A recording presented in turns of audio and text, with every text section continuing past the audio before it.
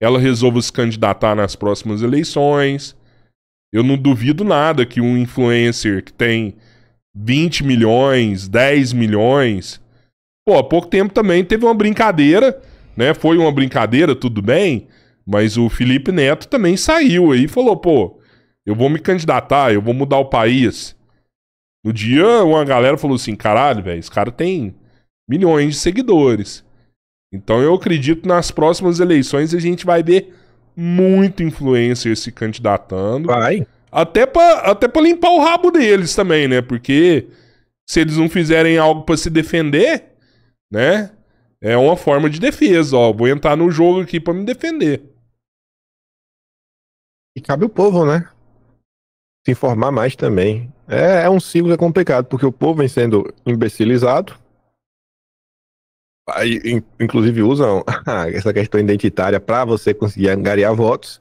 Então, você imbeciliza a população e a população vota em quem vai continuar imbecilizando ela. Então, você cria um ciclo vicioso. Que você pergunta, cara, como romper com esse ciclo? Como romper com esse ciclo? Eu acho que o caminho é o que a gente faz. Aqui a gente conversa, a gente bota aqui uns pontos. Eu acho que os podcasts como um todo até ajudam em certa parte a fomentar debates que antigamente nem sequer existiam. Hoje em dia, esse movimento de podcasts como um todo, acho que ele ajudou a trazer vários assuntos para a roda, dar destaque para as pessoas, mas a população também precisa se interessar. E ainda falta muita gente. E as pessoas interessadas, especialmente assim, as que trabalham com política partidária e política eleitoral, essas pessoas também têm um papel muito importante, porque elas precisam começar a construir um movimento mais coeso, um movimento mais sério. Até o presente momento, você pega no Brasil, o que você tem hoje, assim, em termos de construção de um movimento que seria, sei lá, meio que anti o sistema? Vamos partir do pressuposto que até a esquerda seria contra isso. Quais são os movimentos que você tem na turma da esquerda mesmo para valer? Vai ter são os movimentos que estão ligados aos próprios partidos políticos. Mas beleza, tem ali. Ainda assim, eles não conseguiram ter maioria, e esses movimentos hoje, independente se você aprova eles ou não, você faz essa análise meio fria, você vê que deu uma enfraquecida.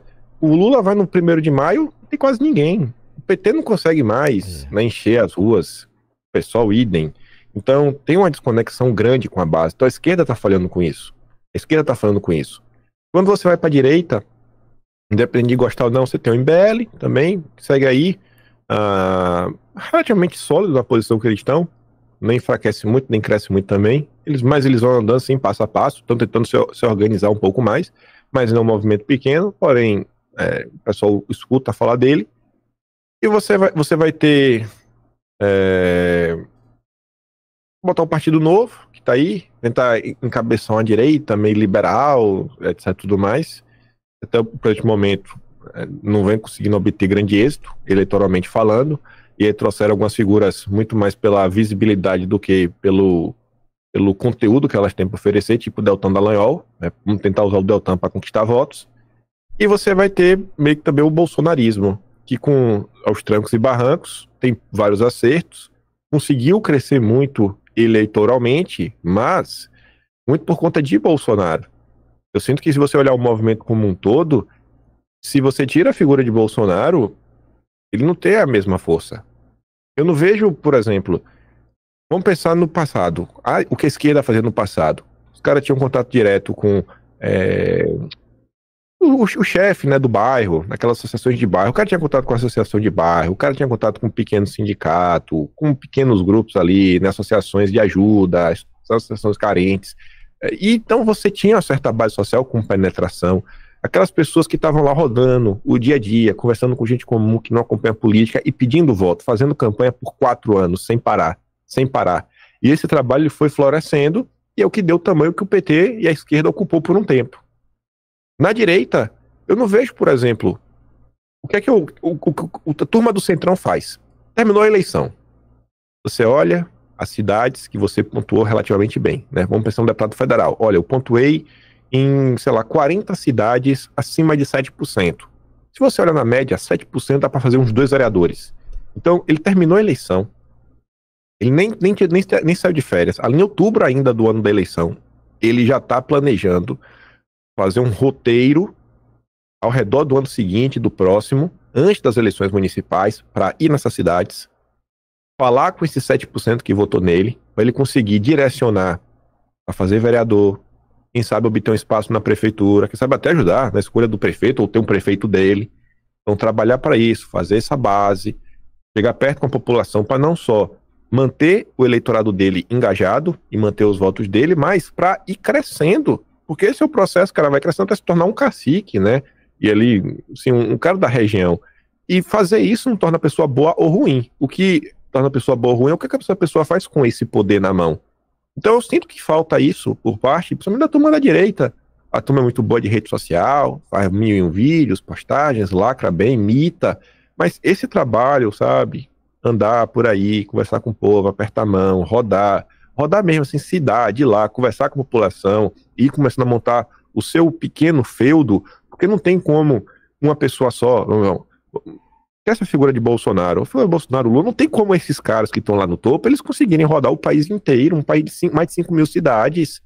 O ano tem 365 dias, como é que você vai rodar em 5 mil cidades? Na hora que chega lá, ó, tem esses prefeitos para apoiar.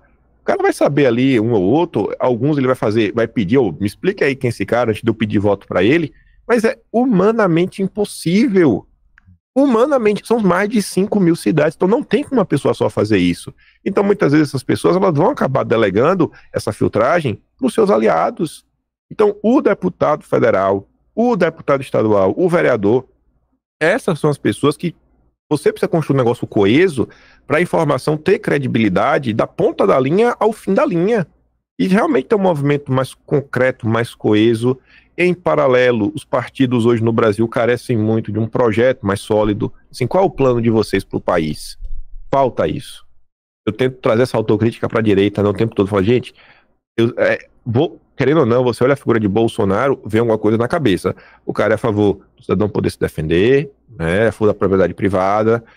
O governo dele, goste ou não, teve redução de impostos. Então, ainda que não tenha um plano estruturado do que fazer para reduzir os impostos, cara, é uma coisa que aconteceu no governo dele, então você vê que é uma tendência achar algum método de baratear as coisas através de redução de impostos, porque isso aconteceu. Enfim, você tem um arcabouço de ideias que você olha na figura de Bolsonaro. Só que ele não pode ser só isso, até para ajudar o próprio cara. Da mesma forma que o Trump recebeu ajuda da Heritage Foundation, American First, uma lá o Projeto 2025, cadê essa direita brasileira para criar o Projeto 2026? Da eleição, né? Seria o Projeto 2027. Quando assume a presidência. E aí, cadê esse projeto da gente? O que a gente vai fazer? A gente sabe que a criminalidade está ruim, mas qual é o plano para combater a criminalidade? Sabemos que a educação está ruim. Qual é o nosso plano para a educação? Isso daí ajuda até o influenciador, o jornalista, o militante, o deputado, primeiro a dar um direcionamento, apresentar para ele coisas para ele lutar, para ele militar. E se cada um der a sua contribuição, a gente cria uma coisa muito mais coesa. Isso falta no Brasil, tanto na esquerda quanto na direita, e o centro pode esquecer, o centro nunca vai ter nada. O centro age apenas de forma o interesse eleitoral. O centrão no Brasil realmente é a parte mais descompromissada com o futuro do país. O centrão é realmente assim, um interesse de lobbies. O cara tá ali para representar um setor que vota nele e vida que segue. Ele não tem nenhum interesse realmente em conquistar uma coisa maior. Ali tá de boa e não quer se envolver em nada. Ontem o Weintraub aqui, ele falou que o Centrão, agora ele quer aproveitar um momento e vestir esse discurso nacionalista, porque ele tá vendo que as pessoas estão desacreditadas, tanto na esquerda do PT, quanto na direita bolsonarista, e esse sentimento de mudança, de lutar pelo nosso país, o Centrão quer absorver para ele. Esse discurso nacionalista agora vai começar a ser meu. Foi o que o Weintraub falou aqui pra gente ontem. Eu acho não concordei muito também, não. Não concordei, não. Eu nem vejo a turma do Centrão falando isso. Não tem necessidade, né? O Centrão joga de outro jeito, né, cara? O Weintraub, ele tem um problema de ressentimento, bicho. Ele tem, sabe, ele jura de pé junto que foi o Centrão que destruiu ele, que ele ia ter 1 milhão de votos, só acabou tendo 6 mil. Aí o cara fala assim, irmão, volta um pouco pra realidade, velho, sabe? Maria, o bicho chora. O Weintraub, ele inventou, certa vez, que eu era funcionário do Fábio Faria. Rapaz, esse bicho, ele repetiu isso daí, ad hominem, que eu era funcionário do Fábio Faria, que eu era funcionário do Fábio Faria. O irmão dele, certa vez, você vê, os caras são estudados, inteligentes e tudo mais, tava no Banco Mundial. Aí chegou final de 2020. Eu conversava com o Arthur Weintraub, né? Aí ia ter eleição presidente da Câmara. Não, absurdo, porque vai apoiar o Lira não dá, etc. Eu falei, beleza, Arthur, mas e aí? Qual é o plano, então? Não é para o Lira vai apoiar quem? Porque o candidato do Rodrigo Mel é o Baleia Rossi. E ele vai apoiar quem? São 257 votos. Vai conquistar isso como? Não dá, é um absurdo, etc. Aí sei que deixaram de falar comigo, queriam fazer live comigo, eu não quis fazer live com eles. Aí eu sei que mais ou menos em maio de 21 eu fiz um tweet batendo. Quem liu o tweet sabia que tinha na CPF RG, era Ramos e Fábio Faria, aí ligou, você agora tá entendendo o que tá acontecendo? Eu falei, não, mano, eu entendo o que tá acontecendo há muito tempo. Eu só não vou aqui fazendo uma gritaria dia sim, dia também, pedindo cabeça de ministro. Dia sim, dia também, não dá, né? A gente bate aqui quando aparece oportunidade. Mas eu falei, mas e aí, Arthur, aproveitando, agora que o Lira já tá eleito, e aí, irmão, qual era o plano aí pra não ser o Lira? O cara não tem resposta. Uhum. O cara não quer lidar com o mundo real. Você tem 513 deputados. Você tem que ter 257 votos. Não pode ser o Lira, tá? Não pode ser o Mota, tá? Não pode ser o Rodrigo Maia, tá? Mas vai ser quem, então? Vai fazer o quê? Vai bater de frente? Perder de pé? Né? Sabe? É um papo maluco no final do dia. Sim, irmão, volta pra realidade, velho. Os Weintraub tem um problema sério em lidar com a realidade. Sério mesmo. Falei, irmão, o que vocês pregam, na maior parte do tempo, não encontra vínculo com a realidade. Aí ele vem agora, vou fazer minha candidatura avulsa. O Supremo vai deixar. Assim, beleza, vocês vão entrar agora, o Supremo vai deixar a candidatura avulsa. É como se fosse uma questão de querer, sabe? Não, eu quero, vai acontecer. Não vai. Não vai. Começa a trabalhar, começa a organizar uma coisa de baixo para cima, coisa sólida, passo a passo. Parar de se vender como o último biscoito do pacote. Eu vou fazer, vai acontecer. Não vai. Trabalha devagar, vai fazendo. Tenta botar uns vereadores, tenta colocar um deputado federal, tenta isso aqui, aquilo, outro. Os caras já querem começar, não, gigante, você, vai acontecer. Aí tomaram, né, uma lapada nas eleições que, mesmo depois disso, não voltaram para a realidade. E aí giram, não, porque Bolsonaro me destruiu, não, porque Bolsonaro fez isso, tudo é culpa de Bolsonaro. Aí eu falo, tá bom, mano, então pronto, tudo é culpa de Bolsonaro. Bolsonaro tá destruindo o Brasil, né, a culpa é dele, sempre a culpa é dele. Lá, oh, meu Deus, vamos ver depois, porque um dia Bolsonaro não vai estar mais na terra. Quando o Bolsonaro for embora, qual que vai ser a desculpa, né? A direita brasileira. Aí vai ser o que? Os filhos de Bolsonaro. A culpa é dos filhos de Bolsonaro. A gente não vai sair disso. Dia sim, dia também, dia sim, dia também. Você lembra quando o Bolsonaro fez aquele negócio lá? Lembra? Foi ele. Você falou com os maiores expoentes do Brasil aí, tanto da esquerda quanto da direita, eles não conseguem realmente ir em todas as cidades, fazer esse trabalho de base que deve ser feito. Quem que você acha que é quem mais ajuda o Bolsonaro nesse trabalho de base hoje?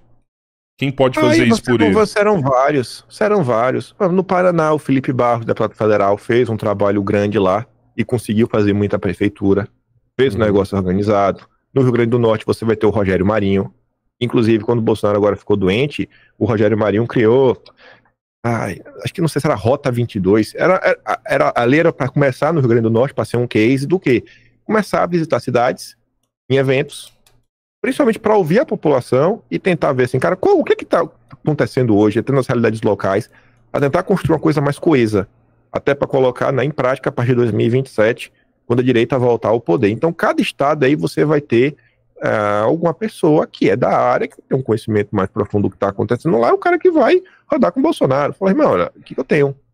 E aí você traz para a eleição, aí é outro ponto, goste-se ou não também, o miserável do Bolsonaro, rapaz, ele realmente trabalhou, desde por ele falou assim, tá liberado da eleição todos os dias.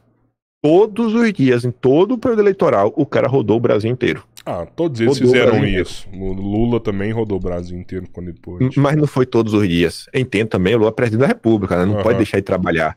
Mas quando você olha assim, cara, não teve outro político no Brasil que rodou e rodou tanto. Tantas cidades diferentes, né? Todo dia, às vezes era 3, 4 cidades, 3, 4 comícios. Um comício de manhã, de tarde ficava lá, rodava em cima de carro de som, à noite, comício maior. Mas comício grande de dia, comício grande de noite, passando por cidades ao longo do dia. Toda a campanha eleitoral, tendo que lidar ainda com o judiciário, com a própria base reclamando dele. A turma embarcou na história de Pablo Marçal, que para mim também sei lá, um diagnóstico aí dos problemas que a direita também vive. Como é que vocês embarcaram no barco do Pablo Marçal? sabe? É o Tiririca coach, é basicamente isso. O cara pegou um discurso sem pé nem cabeça, eu vou combater o comunismo, aplicou aquilo ali a nível de campanha municipal, e aí não tinha só uma boa vontade, mas como tinha um movimento deliberado de espiral de silêncio da própria direita para esconder o que o Marçal fazia. Que eu falava, cara, não é possível uma coisa dessa. Mas você concorda que o Marçal... Mentira. O Marçal, ele tentou adotar uma tática igual o Bolsonaro adotou, né, em 2017. Eu não sei se é tática, porque me custa acreditar que isso faz parte de uma tática, que se você pega a figura de Bolsonaro, é basicamente assim desde que era vereador. Você consegue comprovar isso daí nas matérias da imprensa, como ele se posiciona na imprensa. Na internet, você fala a tática? Da forma como eu vejo o Marçal, principalmente nessa campanha de São Paulo aí, cara, fazendo muita coisa que o Bolsonaro fez, mas muita coisa. Assim, até motociata. Uma réplica, né? Motociata. Ele fazia aquela corrida ali a pé ali com a galera, né? O jeito que ele se comunicava na internet, as lacradinhas que ele dava também com a galera, assim, né? Pô, Bolsonaro fez isso muito, cara. Lembra do Bolsonaro na Luciana Gimenez, né? Eu não sei se você lembra também daquele cara do Carioca, do Pânico. Teve uma época que o Pânico ia na praça ali e imitava o Bolsonaro falando, né? Então, assim, eu vejo que isso vem acontecendo no Brasil, né? Vários políticos tentando copiar o que o Bolsonaro fazia, né? Você pega aquele prefeito lá de Sorocaba. TikToker, pô. O prefeito de Sorocaba, pô, velho. É a cópia do Bolsonaro, velho. Não é, não? Então, não é a cópia, velho. É a cópia, bicho. Sabe como que eu fiquei sabendo? Não é a cópia, não. Pelo amor de Deus, aí você tava fazendo Bolsonaro. Eu gosto do velho, pô. Não me faz passar não. Pelo amor de Deus. Você maltratou o Elisa aqui. Empatamos, então. Não, eu falei que ela é covarde. Ele não cita o nome. Eu critico. Faço aqui a crítica, falei que eu tô falando. Tá certo, não, tá certo. Que coisa aqui. Fala aí, irmão. Tá com medo de cortar a bolsa de que tudo? Se o Bolsonaro vem, tem um risco... Porque, assim, vamos imaginar, o Lula não quer o Ciro junto com ele, para não dividir ali uma intenção, né? Uma proximidade de eleitores. Você acha que tem risco do Tarcísio vir junto com o Bolsonaro e causar a mesma dificuldade? Eu acho que dos governadores democráticos, eu acho que o Tarcísio jamais viria contra Bolsonaro. Jamais viria contra Bolsonaro. Os outros eu acho que vem independente. Mas eu acho que o Tarcísio, pra mim, as chances são zero. Eu de coração, espero que Bolsonaro venha. Se ele não vir, que ele coloque assim alguém da linha dele. Eu acho que esse papo aí de governador democrático é enterrar esse movimento que ainda é incipiente, em termos assim, do tamanho de Brasil, que se levantou ali pela direita no pós-2013. Pra mim é enterrar de vez. Porque toda a turma que vinha aí, Caiado, Zema, Ratinho Júnior, a gente vai estar de volta na era FHC. Rapaz, o Caiado não é direita? Eles são de direita. Esse é outro ponto que eu também discordo do debate público. Quando a pessoa é de direita e a direita não gosta, é de direita, não é de direita, é a falsa direita. Cara, o cara é de direita. O cara só é de uma ala diferente. Das alas da direita, que existem, nas diferentes alas, eu acho que a ala que nasce no pós-2013, que é uma direita realmente está colocando contra esse sistema vigente, que reclama de muita coisa, que está cansada dessa política do dia a dia, que quer realmente assim, um rompimento com esse padrão que o Brasil vem experimentando nas últimas décadas. Essa direita eu não consigo ver ela sendo representada pelo Caiado, pelo Zema, pelo Ratinho Júnior, ou quem quer que seja. Dos nomes que estão aí na pista, dos governadores democráticos, eu não vejo. Mas esses caras que entrarem aí vão ser uma direita, sei lá, pode ser favorável à polícia, pode ser colocar ter um combate mais assertivo contra o crime, mas em termos econômicos e nessa relação, né, nessa correlação de forças, é muito similar ao que foi o governo da FHC e não muito diferente do que está sendo o governo Lula, sabe? E eu quero que bata de frente com isso daí. Eu acho que até os dias atuais, aquela lógica do se a Globo tá de um lado, eu tô do outro, funciona. E a Globo apoia todos os governadores democráticos. Todos, sem exceção. O Estadão apoia todos. Cara, deve ter alguma coisa errada. Porque se eles fossem bons, a Globo não gostava deles. Não tem como o cara ser bom pro Brasil e ser apreciado pela Globo ao mesmo tempo. Concordo. Sabe? Eu quero um cara que a Globo odeie. Ela falou assim, ó, se não é Bolsonaro, eu quero que Bolsonaro escolha alguém que a Globo odeie. Assim, ó, eu odeio esse cara e eu quero ver a Globo começar uma campanha de difamação, como ela sabe fazer como ninguém. Aí ela falou, pronto, escolhemos o cara certo. Escolhemos o cara certo. A Globo tá destruindo o cara, tá mentindo, inventando narrativa, indo buscar a história de quando ele tinha 14 anos de idade, porque ele bateu no primo,